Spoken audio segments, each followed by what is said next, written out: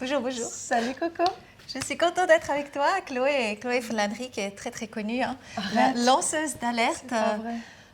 Incroyable tout ce que tu as fait bouger ces derniers temps. Tout le monde te regarde, tout le monde te trouve super intéressant de la manière que tu dis en fait ce qui est en train de se passer, l'autre côté, hein, qu'on n'entend pas dans les grands médias. C'est magnifique. C'est presque trop. Moi, je n'ai pas envie d'être trop en lumière. Là, ça commence à Ouais. peut-être créer des jalousies ou je sais pas. J'ai Non, toujours non, milité c'est de façon génial. En plus, tu es une le femme. plus efficace possible, mais j'ai pas envie de starification, tu vois. Je trouve que c'est pas bien qu'on stigmatise sur une personne ou sur des personnalités. C'est surtout sur la cause qu'il faut rester concentré. Et toi tu fais partie des guerrières de lumière qui font depuis plusieurs années des actions concrètes pour que notre monde aille mieux. Oui. Et, il y a énormément de gens en fait qui font des choses de leur manière. Après, c'est vrai quand tu es à la télé ou à la vidéo comme ça, c'est sûr qu'on te connaît plus. Ouais, c'est plus visible. Mais ça veut pas dire important que les autres. Voilà, chacun a son rôle et il y a énormément de militants en Suisse et dans le monde qui œuvrent depuis bien plus longtemps que moi et qui ça sont fait longtemps très quand même. efficaces. Hein. Moi, ça fait 8 ans. Toi, ça fait, je sais pas combien de temps. Pas si longtemps. Hein. Moi, je suis vraiment ce côté sombre un petit peu. Je me suis rendu compte vraiment avec l'histoire de la maison. Ouais. Tu vois, avant, j'étais vraiment un peu yeux bleus et lunettes rose, rouges comme ça, oui. Un peu le côté bisounours. Mais il faut garder ce côté confiant, positif, optimiste et avec cette foi dans l'humain, parce que moi, c'est ce qui m'anime aussi. Ouais. Si j'avais pas cette foi dans l'être humain et dans le vivant et dans les choses positives, je pourrais pas faire ce que je fais. Ouais, c'est clair. Parce que c'est important de pas être découragé et de toujours penser à ce qui va se produire de positif et de bien. Et je pense que là, on est dans une phase justement où ça se dessine de plus en plus, où malheureusement, ils essayent, enfin les autorités notamment, essayent de faire des camps, les masques, les anti-masques, les pro-masques, Enfin bon, il y a toujours des clivages, hein, les hommes, les femmes, les partis politiques, les religions aussi. Hein. Et ça, on ne doit pas tomber dans ce piège-là de la division. On fait tous partie de la race humaine. C'est clair. Et on a tous, je pense, le même but. Oui. De pouvoir vivre heureux, digne, en se respectant les uns les autres, sans avoir des personnes qui ont plus de privilèges que d'autres. Et peut-être qu'avant, moi, c'est la réflexion que je me suis encore faite dans la voiture hier, c'est qu'on le savait depuis très longtemps, qu'on fait partie d'une sorte pas de caste, mais de groupes de personnes qui sont quand même privilégiées, les Européens, les Américains, ceux qui ont réussi en fait à coloniser les pays avec des richesses qui sont l'Afrique, l'Amérique, éventuellement l'Asie. On a profité sur leur dos, alors pas nous directement, mais les personnes qui nous gouvernent, et les multinationales, et, enfin, tout ce qu'on dénonce depuis des années. Et ça nous a permis d'un peu être dans le déni par rapport aux difficultés gravissimes des pays qu'on exploite et des peuples qui vivent pour la plupart très simplement, de façon pas très facile. Et maintenant que ça nous touche directement, j'ai l'impression que la conscience s'accélère, qu'on se rend plus compte de ce qui se passait déjà pour eux depuis des siècles, en fait. Et on prend beaucoup plus en considération, je pense aussi. Ouais. Donc, en fait, à un moment donné, je pense qu'on ne va plus juste acheter quelque chose pour acheter, mais on va voir qui l'a produit, où ça a été produit et dans quelles conditions ça a été produit. Ça. On va comprendre tout le cheminement de tout ce qu'on utilise au jour le jour, beaucoup plus qu'avant, je pense. Et là, c'est vraiment la partie très, très positive de tout ce qui nous arrive en ce moment. Parce que ce réveil, c'est vraiment un réveil, justement. Oui. Y compris, je pense, pour des personnes qui avaient déjà pris conscience de certaines choses. Moi, je parle de moi, mais je n'avais pas été aussi loin dans la réflexion de me dire que tout ce que j'utilise, tout ce que je consomme, mais a une histoire et ne vient pas forcément d'un cheminement positif qui a servi l'être humain ou le vivant. Tu trouves que c'est super aussi passionnant, justement? C'est comme si on s'enlevait de plus en plus les œillères ou les filtres ou comme ça. Et en fait, des choses qu'on n'a même pas encore regardées avant, souvent, tu ne t'es pas posé la question sur l'éducation, justement, sur tu vas à l'école, etc. Tu ne te poses pas la question et maintenant, tu vois, mais en fait, on pourrait faire beaucoup mieux. Ah bah, c'est ce que tu me disais tout à l'heure. Samedi soir, on a passé la soirée ensemble avec des amis et tu me disais que tu avais parlé avec l'un d'eux Ouais. sur l'éducation, sur l'école, Ouais. sur le rôle de l'école et sur la créativité des enfants. C'est ça. Et sur ce qu'on ferait si on n'avait pas les crayons de couleur, les technologies, le papier, etc. Dans la nature, comment on apprendrait à nos enfants ou même on les laisserait Oui, c'est développer eux. leur créativité, puisque la curiosité, on l'a. Et c'est eux qui Quand vont nous on- montrer et c'est après eux de qui vont nouveau. nous enseigner, à mon avis, C'est ça. plus que nous, à pas détruire justement ce côté créatif, Oui. sans limite. Oui. Ce Et côté- pourquoi, c'est à quel moment qu'on le perd? Alors, Tal Schaller parle de 4 ans. Il dit qu'à partir de l'âge de 4 ans, on se conforme aux règles. Oui, mais quand on commence l'école. Alors, c'est à peu près ça, oui. Bah bon, après, Ouais, c'est je veux dire, juste. si tu vas pas à l'école C'est comme juste. ça, tu continues. Tu continues toujours de développer Ouais. ta créativité. Ouais, tout à fait. Et je pense que c'est vraiment Je pense ça, que- ça à voir avec l'école, parce qu'on te met des Probablement. choses dedans que on coupe en fait ton inspiration et En ta fait, créativité. c'est ça, parce que moi, je me suis souvent posé la question. Je suis une curieuse de nature et je pense que tu l'es aussi, au moins autant que moi. Et Très très curieuse. Ouais. Elle Non, connaît mais- toute ma maison dans les 2 minutes qui sont passées Non, mais vite. tout ce qui est nouveau m'intéresse en fait. J'aime comprendre et j'aime découvrir. Et je pense que tous les enfants ont ça. Et bizarrement, l'école qui est censée les ouvrir à tout ça, leur permettre de développer leur potentiel, coupe leur curiosité et transforme cette aspiration qu'ils ont naturelle d'apprendre Oui. en une contrainte. Oui. C'est là où ça m'a fait C'est tilt. ça. Je me dis, on ne devrait pas Sans voir joie. l'apprentissage comme une contrainte qui enlève c'est la ça. joie exactement Ouais. et qui déprime. J'ai Et vu normalement, tellement l'éducation, d'enfants- c'est l'enthousiasme. Mais c'est ça. C'est pas l'éducation, mais la découverte, c'est Ouais, l'enthousiasme. c'est ça, la Et c'est la découverte. magie de tout. Ouais. C'est de voir une herbe pousser. C'est de voir voilà, le caterpillar qui devient un papillon. C'est de voir tous ces processus de la vie Ouais. qui sont tellement magiques. Ouais. Mais en fait, nous, voilà, on voit le caterpillar, puis on voit le papillon, mais on ne se rend pas vraiment compte, on ne s'interroge pas mais sur l'incroyable créativité derrière de ça. La magie du vivant, en Et- fait, et- hein, et c'est bien plus qui intéressant. est derrière ça en plus? Qui a fait ça? Ouais. Qui ou comment, on ne sait pas. Il y a plusieurs théories C'est par ça. rapport à ça. Mais c'est vrai qu'à l'école, on n'apprend pas vraiment ces Non. transformations C'est naturelles. ça. Ouais. On nous inculque plein de choses à savoir par cœur, sans forcément faire des liens entre les choses. Moi, je sais que le cours d'histoire, j'ai toujours eu beaucoup de problèmes à apprendre l'histoire parce que pour moi, ça n'avait pas de sens. Je ne comprenais pas le cheminement, le raisonnement, le fil de ce qui était expliqué. Et depuis que je la découvre toute seule, l'histoire, je la trouve beaucoup plus intéressante, beaucoup plus passionnante, avec des récits qui sont d'origine et sans qu'on me dise, tiens, il faut savoir qu'il y a ça, ça, ça. On sait que l'histoire est écrite par les vainqueurs, les livres d'histoire en tout cas. Et c'est aussi bien d'avoir la version des vaincus, Ah oui, c'est pour intéressant. avoir les deux sons de cloche et pour comprendre un petit peu les mécanismes. C'est comme dans une bagarre, là je te parle au fil de ma pensée, hein. Mais tu sais, souvent on dit quand il y a un conflit ou une tension entre des personnes, c'est forcément les deux personnes qui sont acteurs de cette tension. Alors c'est pas toujours le cas, hein, puisqu'il y a des agressions qui se font sur une personne, il n'y a pas forcément les deux qui ont un rôle. Mais quand on écoute le point de vue de la victime, par exemple, dans le cas d'une agression, on comprend aussi pourquoi l'agresseur enfin, ce qui s'est passé pour cette victime. Tandis que si c'est uniquement l'agresseur qui explique son point de vue Mhm. et qu'on n'a aucun autre son de cloche, Ah, c'est sûr. comment on se fait une idée? Ah oui.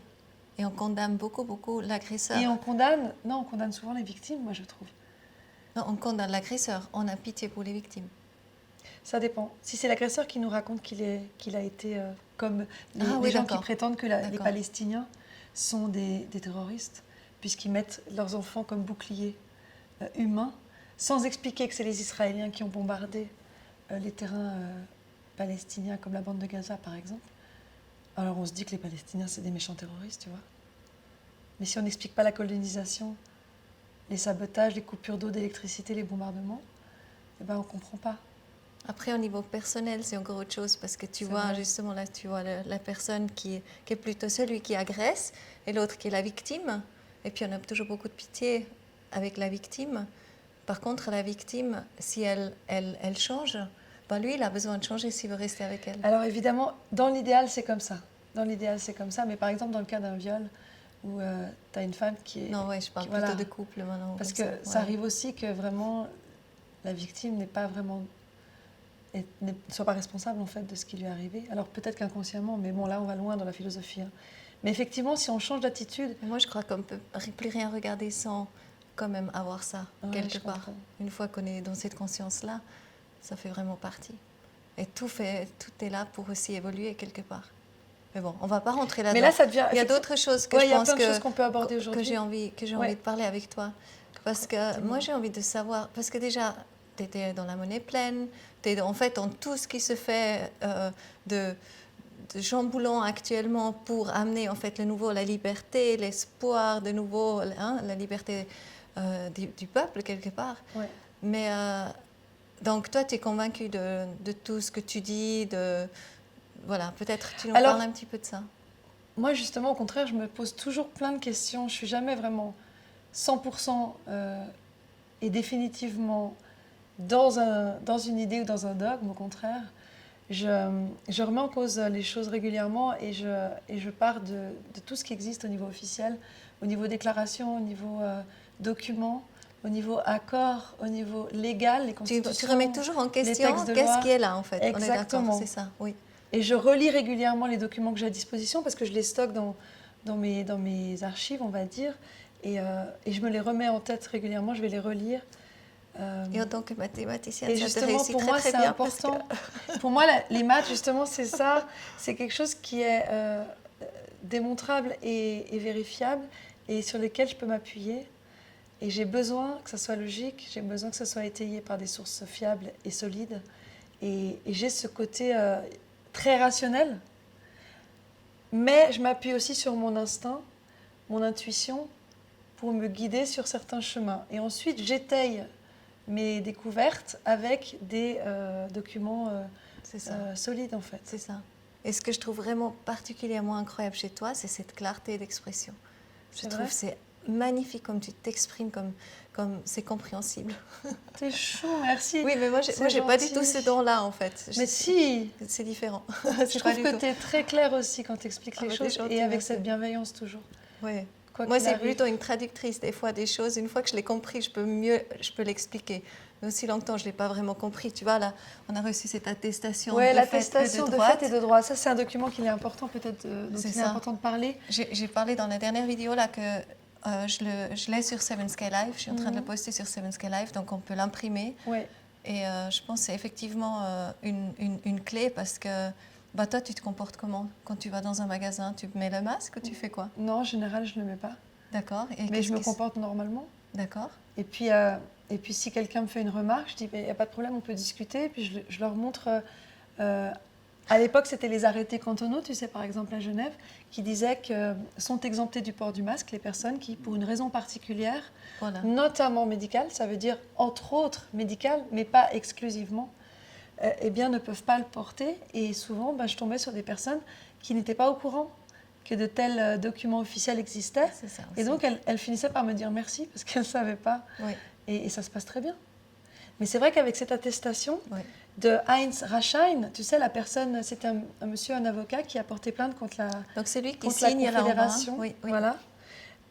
Pour défaut d'indépendance par rapport à l'OMS notamment, et aussi pour manque de proportionnalité des mesures qui est dénoncé dans l'article 36 de la Constitution. Il faut que les restrictions de droits fondamentaux soient proportionnées au but visé. Et il remettait en cause justement le côté proportionnalité, côté proportionnel des mesures de restriction de liberté par rapport au but qui était d'éradiquer un virus. Alors que, bon, les virus, après on peut digresser là-dessus, mais est-ce qu'on a vraiment besoin de les éradiquer? Est-ce qu'ils ne font pas partie simplement du vivant comme les bactéries? Ça, c'est une autre question. Mais en tout cas, cette attestation permet en fait d'expliquer que... Juste une chose, vraiment, qui n'a rien à voir. Mais tu sais que le fromage, à la base, c'est toujours le même lait. Alors, sans les bactéries, on n'aurait pas de fromage. Voilà, c'est ça. Oui, absolument. Et c'est le même lait. Voilà. Très bon exemple. C'est vrai. Un truc aussi avec non, mais tout à fait. Donc, cette attestation, elle explique qu'il y a une loi qui est passée le 15 mars 2019 qui disait que toute dissimulation forcée du visage constituait un délit pénal et qu'il était puni d'une peine privative de liberté et d'une peine pécuniaire. Et donc, la personne qui nous obligeait à mettre un masque devait signer cette attestation pour dire qu'elle dérogeait justement à cet article de loi, à cette loi du 15 mars 2019 et qu'elle en qu'elle en acceptait en fait les conséquences. Donc c'est un document très important que... Toujours prendre deux exemplaires et même quelques-uns de plus qu'on peut laisser par exemple dans les magasins. Tout à fait. Comme ça, c'est notre action puisque c'est très positif de pouvoir agir. Oui. Et donc, vous la faites signer à la personne qui veut vous obliger à mettre un masque. Et puis ensuite, eh bien, cette personne devra répondre de son acte Et en devant le fait, tribunal. juste sortir cette attestation, Oui, ça enlève la pression aussi d'un propriétaire de magasin, par exemple, Tout à fait. parce que en fait, c'est ma responsabilité. oui. Donc lui, il a fait, il a dit, oui, portez un masque, Oui, il a Donc, rempli sa son- part voilà, c'est ça. C'est ça. du devoir qui lui était Voilà. imposé, qui est illégal, hein, mais il a quand même fait son job. C'est ça. Et ensuite, ça dépend plus de lui. Oui. Donc, ça sécurise en fait tout le monde. Oui.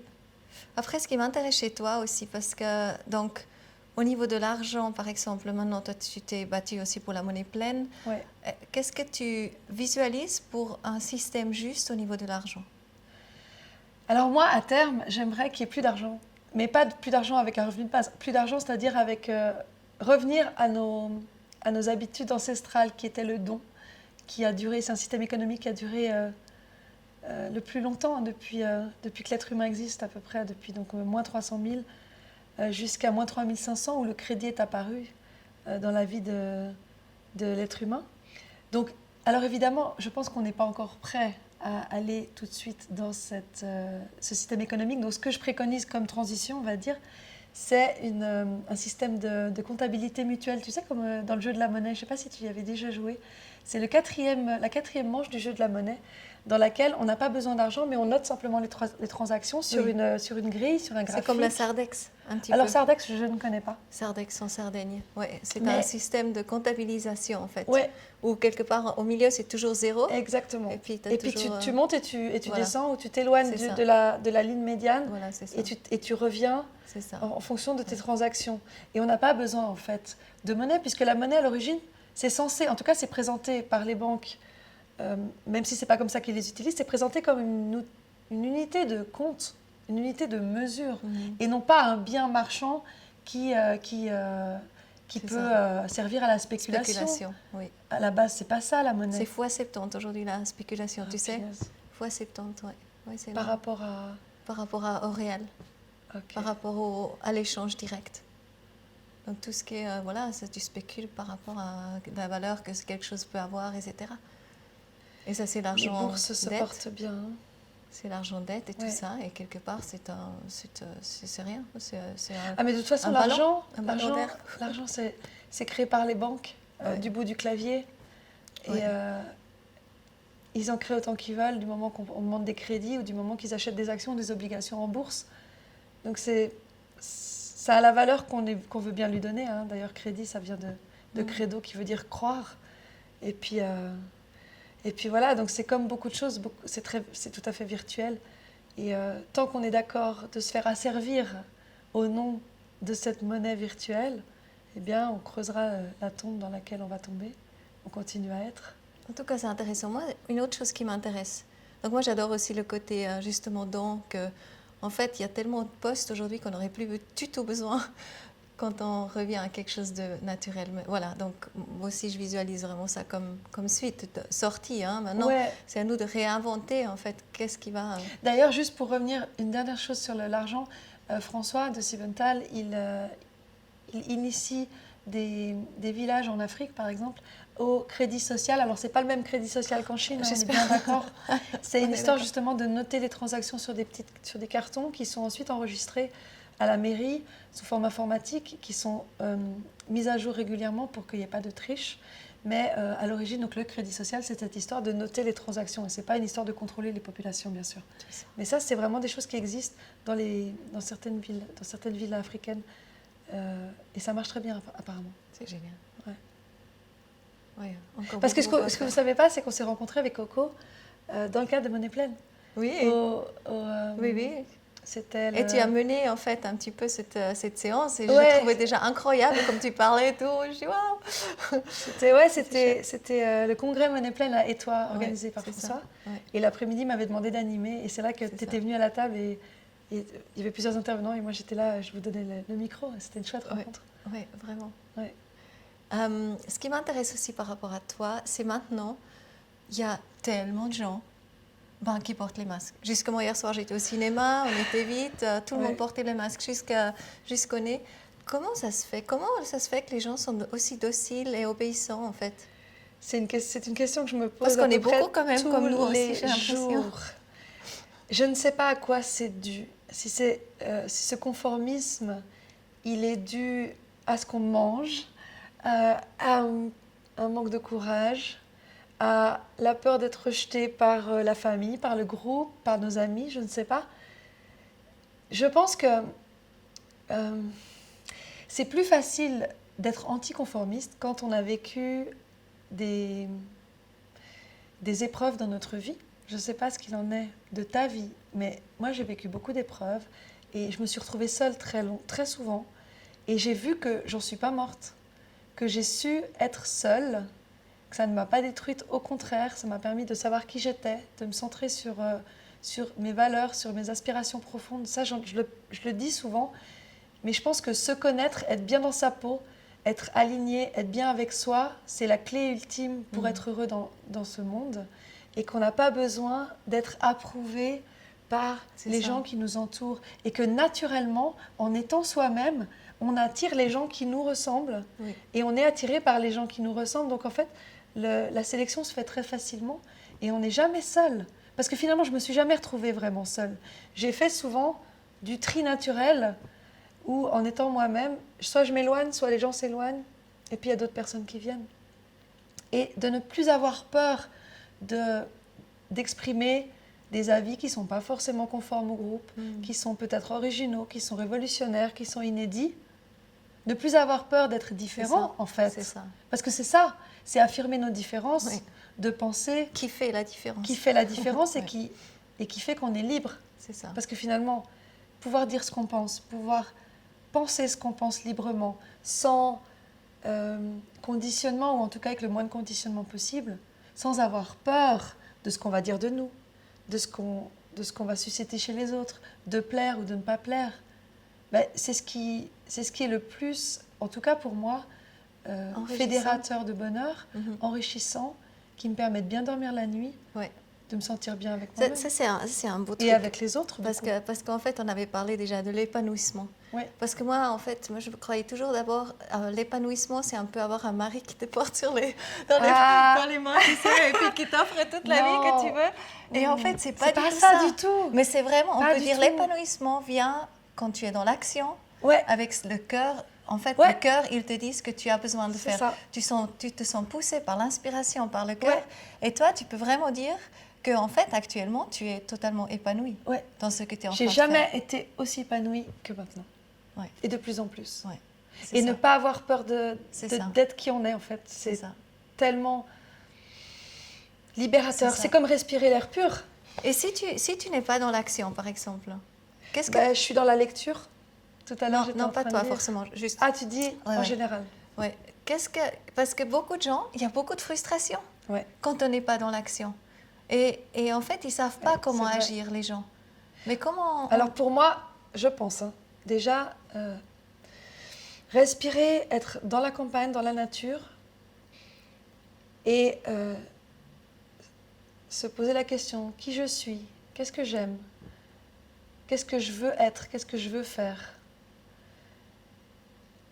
Et ça permet de se connaître, et ça, c'est déjà une action pour moi. L'action, c'est pas forcément faire des manifestations, faire des vidéos, organiser des conférences. L'action, c'est simplement prendre conscience de qui on est, être connecté aux autres, être connecté à la nature, manger des choses qui nous font du bien, si possible pas transformer, mais ça c'est mon avis à moi, après chacun est libre. Et ça c'est une action qui est super forte, super puissante, qui paraît tu rien aides du l'humus, tout. tu aides la On terre. aide la terre en faisant ça. Ouais. On la décharge de tous les produits chimiques qui lui sont inculqués de force par l'être humain. C'est ça. Et en mangeant... Déjà, ça, c'est une magnifique action. Après, c'est moi, encore, je trouve que c'est beaucoup. c'est encore plus beau quand on commence à se connecter avec les agriculteurs, Ouais. quand on pose vraiment la question, qu'est-ce que tu as maintenant besoin? Comment moi, je peux t'aider? Comment on peut... Tu vois, qu'on y a vraiment le lien qui se crée, qu'on n'est plus vraiment seul. Mais je suis 100% d'accord avec toi. Une des plus belles choses, c'est savoir qui tu es. Pour moi, c'est la clé. Ouais. C'est la clé vraiment ultime. Et c'est pas de l'égoïsme, parce que ça aussi, c'est une pensée qu'on nous a inculquée, notamment à l'école, mais aussi dans les familles, que si tu penses à toi, tu es une mauvaise personne parce que tu es égoïste. Sauf que ce qu'on ne nous dit pas, c'est que si on s'occupe de nous, on va demander à personne d'autre autour de s'occuper de nous, ni à l'État, ni aux autorités, ni à nos amis, ni à notre chéri, parce qu'on s'occupe de nous, nous-mêmes, et qu'une fois qu'on est OK avec nous, on peut s'occuper éventuellement des autres s'ils en ont besoin. Ne pas non plus, à mon avis, devancer les besoins des autres et apporter de l'aide qui n'est pas sollicitée. Parce que ça a été aussi mon travers, un peu le syndrome du sauveur, de toujours anticiper les besoins des autres et de leur apporter quelque chose dont ils n'avaient pas forcément besoin. Mais quand on s'occupe de soi, pour moi, le je, il est responsable. Il n'est pas narcissique. Il est, je m'occupe de moi et je n'ai pas besoin de quelqu'un d'autre qui s'occupe de moi. Donc je décharge en fait l'extérieur de mon propre bonheur. Et une fois que je suis bien avec moi-même, je peux être utile pour les autres. Voilà. Donc en fait, c'est très altruiste de s'occuper de soi. Tu peux être mendiant, mais aussi, je pense que ça peut beaucoup déclencher des belles choses quand tu aides aussi les autres. Oui. Tu vois, ça peut aussi si on n'est pas bien avec soi-même, comment on peut aider les autres? On peut les aider, mais on est plus efficace. En tout cas, moi, je me sens plus efficace en étant certainement, mais des fois, le déclencheur, c'est peut-être quand même ça. Tu vois, le déclencheur à ton propre bonheur, c'est parce que là, tu viens aider quelqu'un, tu reçois de l'amour aussi de retour, et puis après, il y a ton cœur qui s'ouvre. C'est vrai. Et il y a quelque chose. Donc, en fait, dans le lien humain, il y a des choses magiques qui se font. Hein. Et même justement avec les animaux. Et avec les animaux aussi. Et aussi les plantes. Et aussi les plantes et aussi les arbres. En fait, ouais, tu as raison. Donc, quand on amène, en fait. C'est beaucoup plus complexe que ça, en fait. C'est beaucoup plus large. Un mot d'amour à même une plante, justement, de maison. Et en fait, elle nous renvoie à quelque chose. Ouais. Donc, elle la rend consciente d'elle-même. C'est vrai. C'est vrai, mais je trouve ce qui est épanouissant encore plus rapidement, c'est vraiment le lien avec un autre humain. En tout cas, en ce qui me concerne. Même si ça me nourrit de caresser ton chat ou d'être proche d'un arbre, mais d'échanger avec un autre humain, c'est... Enfin, voilà, pour tout le monde, il y a des gens qui ont de la peine avec les gens. Absolument. Moi, je sais que je suis très bien avec les humains. Je suis bien avec... Alors, dis-moi encore maintenant, alors quel est le next step maintenant? Donc là, il y a un confinement, je pense. Qui se prépare. On parle aussi d'un mini-confinement. Comment tu vas maintenant les prochains mois? Qu'est-ce qu'on va vivre? Alors, je n'ai pas d'image concrète puisque je ne suis pas devin, mais je sens que ça va secouer un petit peu encore. Concrètement, dans le quotidien, je pense que ça ne va pas changer grand-chose, en tout cas pour moi. J'ai beaucoup de gens super dont tu fais partie autour de moi et je ne vais pas arrêter de voir les personnes. Mais je pense que nos nerfs vont encore être mis à mal et que ces gens qui nous promulguent des lois, des ordonnances, des arrêtés, des décrets qui changent tous les 3 jours, jouent un petit peu avec nos nerfs, honnêtement. Après changement de batterie, voilà. Donc je te disais que la période de turbulence qu'on traverse, à mon avis, va permettre aux personnes qui croient encore que les gouvernements sont là pour nous servir alors qu'en fait ils servent les lobbies et les personnes qui les financent, eh bien ces personnes-là vont probablement se rendre compte que toutes ces fables, toutes ces croyances comme au Père Noël, à un moment donné, les enfants ils comprennent que le Père Noël n'existe pas, eh bien ces croyances-là vont être démystifiées et ils pourront enfin voir les choses comme elles sont. Oui. Et s'armer, dans le bon sens du terme, s'outiller pour pouvoir vivre de façon ne plus libre. Accepter et suivre à l'aveugle, quelque part. Et sortir du statut d'esclave consentant. Oui. Et je pense que cette période est nécessaire, que ces chocs sont peut-être nécessaires pour que les gens s'éveillent là-dessus. On est d'accord. Donc finalement, c'est peut-être une bonne chose aussi. Et comment tu sens le réveil autour de toi au niveau de quantité ? Alors, c'est exponentiel. Alors, tu sais, la courbe exponentielle, c'est une courbe qui accélère de plus en plus. Hein. D'accord. C'est un nombre qui est mis à une certaine puissance. Par exemple, si tu fais 2 puissance 2, 2 puissance 3, 2 puissance 4, oui, tu sais de quoi ça va beaucoup, beaucoup plus vite. Ouais, en maths, on voit très bien la courbe exponentielle. Donc, tu vois, elle s'accélère et je vois ça autour de moi. Et je suis même assez admirative envers les personnes qui se sont réveillées avec cette crise psychologique, cette crise politique du Covid, qui en fait ont rattrapé tout un retard en tout cas, toutes les connaissances que nous on avait déjà investiguées depuis plusieurs années en quelques mois. Et moi je suis bluffée de la vitesse à laquelle ça va. Et en fait, c'est pas grave si les gens prennent le train en route maintenant. Ah oui. parce que tout s'accélère en fait. Comment tu le vois autour de toi, ces personnes qui s'éveillent? Moi, j'aime beaucoup un exemple là de Isabelle, son frère. Elle est prof elle était à la Rudolf Steiner.